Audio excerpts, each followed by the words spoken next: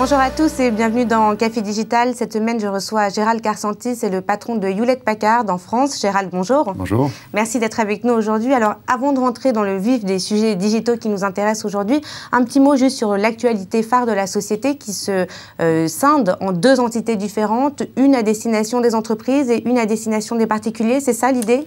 Oui, alors en fait, on va effectivement, au 1er novembre, on aura deux sociétés. HP va se séparer en deux.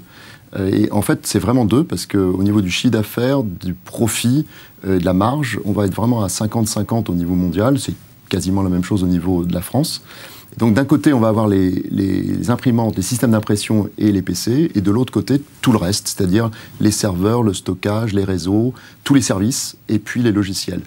Et je disais, c'est pas tout à fait parce que la partie PC imprimante couvre aussi le grand public, mais couvre aussi les entreprises. Donc voilà. L'une va s'appeler Hewlett-Packard en entier Enterprise et couvrira donc tout ce qui n'est pas PC imprimante. Et l'autre va s'appeler HP Inc. comme Incorporated. Alors sur Hewlett-Packard Enterprise, qui est la partie qui va nous intéresser aujourd'hui, vous avez parlé de serveurs, d'équipements réseau. Aujourd'hui, est-ce que la transformation digitale des entreprises françaises est bien en marche? On a l'impression que c'est un vieux serpent de mer, on en parle depuis longtemps. Quel est votre diagnostic? Alors nous, on se sent dans un mouvement qui est quand même intense là, qui est, permettez-moi le mot, très excitant, parce qu'on vit en fait un moment assez particulier. Une révolution digitale qui pousse une mutation sociétale assez importante et qui va entraîner, on n'en parle pas suffisamment, une évolution sur le plan humain, à tout point de vue, dans le leadership de nos dirigeants, mais aussi dans les compétences qu'il va falloir demain pour diriger les entreprises et d'ailleurs au passage les États. Donc on est vraiment au milieu de ça. C'est d'ailleurs une des raisons qui a poussé aussi Meg Whitman à décider de séparer l'entreprise pour retrouver deux entreprises très agiles, capables de servir leurs marchés, les marchés sur lesquels nous sommes, de façon plus efficace. Et avec des solutions plus adaptées. Alors, est-ce que de la TPE aux géants du CAC 40, est-ce que les enjeux sont les mêmes? Ou en tout cas, est-ce que la manifestation concrète sera la même? Alors, il faut se souvenir plutôt que la France est très bien positionnée sur le numérique quand on parle du particulier. Quand on est à la maison, on est au XXIe siècle. Donc avec nos tablettes, nos smartphones, les réseaux qui sont extrêmement performants, on fait à peu près ce qu'on veut. Puis quand on arrive dans l'entreprise, c'est un tout petit peu différent, et là la France n'est pas bien positionnée. Et ce que j'observe dans les contacts que j'ai avec des partenaires, et bien sûr mes clients, puis le marché, mes collègues aussi, c'est que la France est en train de se réveiller. Là, il y a une prise de conscience. Je voudrais prendre par exemple l'exemple des patrons du CAC 40, qui j'ai l'occasion ou de les rencontrer ou de les écouter. Il y a une vraie prise de conscience qu'on est en retard, qu'il faut aller vite. Et il y a ce phénomène, je crois que c'est le président de Publicis qui a inventé la formule se faire ubériser, mais c'est vraiment ça. C'est vraiment ça. Et je voudrais citer un exemple peut-être très rapide. C'est celui de l'hôtellerie, où on voit qu'un groupe hôtelier, s'il ne fait pas attention, d'un côté, il peut être attaqué par des sociétés type Airbnb, qui vont venir le concurrencer sur ses marchés, ses segments de marché, lui prenant des affaires. Et puis de l'autre côté, il y a Booking.com qui gère la réservation. Et donc si vous ne faites pas attention, vous vous retrouvez, vous perdez du chiffre d'affaires et vous perdez le contact client. Ce qui est quand même compliqué quand vous voulez reprendre la main. Donc les entreprises sont en train de réagir. Je voudrais citer en particulier le plan qui est en train d'être bâti par Accor, que je trouve particulièrement remarquable et une réaction qui est intéressante. Ça va être très intéressant de voir comment ça va se passer dans les 2 ans qui viennent, mais je pense qu'ils ont pris les bonnes options. Alors là, on peut constater un vrai changement de culture d'entreprise. Est-ce que c'est souvent là que le bas blesse finalement? Alors oui, parce qu'en fait, on néglige ce point-là. On pense que le digital, c'est d'abord un problème technologique. C'est un problème technologique, je ne vais pas vous dire le contraire, la technologie est super importante, mais il y a aussi l'humain, et derrière l'humain, il y a la culture. Alors derrière la culture, il y a plusieurs choses. L'intergénérationnel, être capable de faire travailler quasiment 5 générations, au moins 4 dans l'entreprise en ce moment.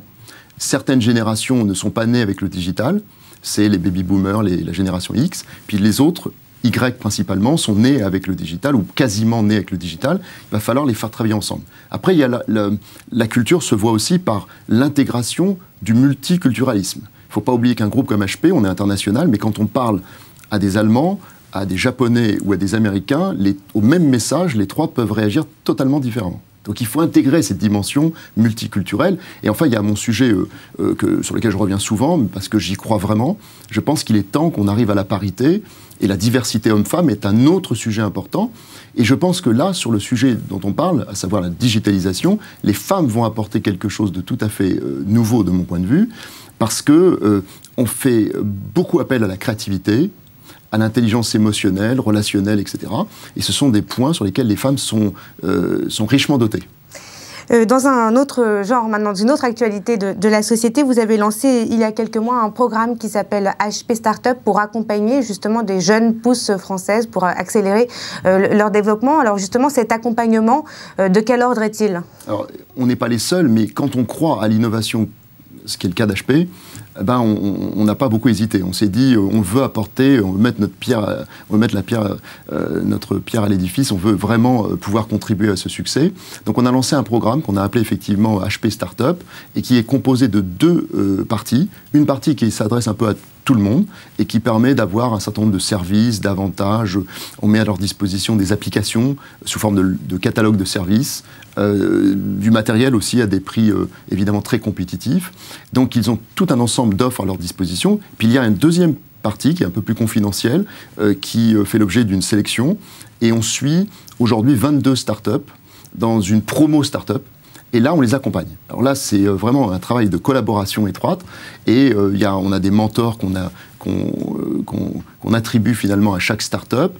Et puis, on les aide à se développer en France, mais aussi à l'international. Parce qu'on a un avantage, c'est qu'on peut mettre ces start-up qui cherchent à se développer, on peut les mettre en contact avec les différents pays où elles veulent opérer. Et en cela, ça leur donne un avantage compétitif assez important. Une dernière question sur un coup de gueule que vous et d'autres patrons français de sociétés étrangères avez poussé il y a quelques mois maintenant, à plusieurs reprises, sur l'attractivité française. Vous aviez demandé à l'État de promouvoir justement l'attractivité française à plusieurs niveaux auprès de vos sociétés étrangères. Comment ça se passe aujourd'hui? Est-ce que vous avez l'impression d'avoir plus de cartes entre vos mains pour arriver à convaincre vos sociétés d'investir en France? Je pense qu'il faut être juste. Tout le monde a compris aujourd'hui que l'attractivité, c'était un enjeu vital pour le futur de la France, ça c'est clair. Tout le monde a compris qu'en matière de fiscalité, on n'est pas compétitif et qu'il faut faire quelque chose. Tout le monde a compris que le coût du travail était aussi un inconvénient. Mais je pense qu'en même temps, tout le monde est en train aussi de comprendre qu'on a beaucoup d'atouts. Et je voudrais citer le CICE, le CIR, le Crédit Impôt Recherche, qui sont des avantages absolument indiscutables, qu'on utilise chez HP, tous mes collègues... Qui existaient déjà avant que vous ne poussiez justement ce coup de gueule. Qui existait avant, mais qui a été renforcé, il faut l'admettre, et qui a été maintenu déjà, et puis renforcé, et donc c'est une bonne chose.